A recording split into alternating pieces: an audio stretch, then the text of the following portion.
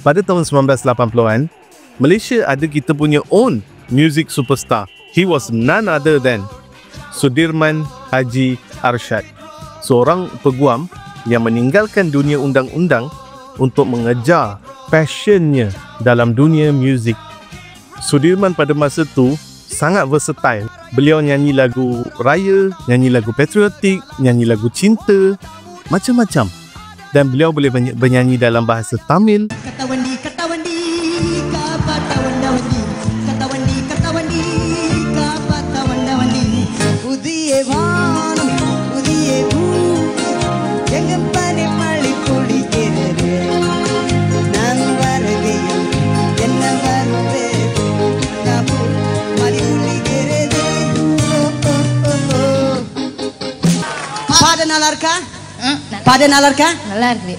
dalam bahasa Cina, Có sinh chứ sông chín chín lấy bát cài khói lệ,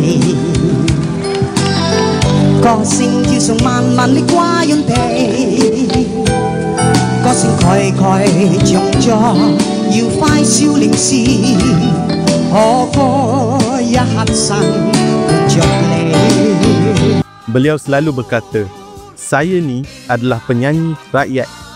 Dan puncak kepada segala kejayaan beliau datang pada tahun 1986, di mana beliau membuat satu perkara yang tak pernah dibuat orang dekat Malaysia pada masa tu. Beliau menutup Chowkit dan membuat konsert besar-besaran dan konsert percuma untuk semua orang. Bayangkan jalan penuh, orang panjat tingkap, panjat duduk kat bumbung hanya untuk tengok Sudirman. Anggaran orang yang datang pada konsert tu pada masa itu was around 100,000 people. So KL literally became a sea of people. Bila Sudirman naik atas pentas, orang semua meletup, menjerit-jerit. Beliau menyanyikan lagu-lagu hits beliau seperti Chowkit Road, Tanggal 31, Balik Kampung, all the songs. It wasn't just a concert.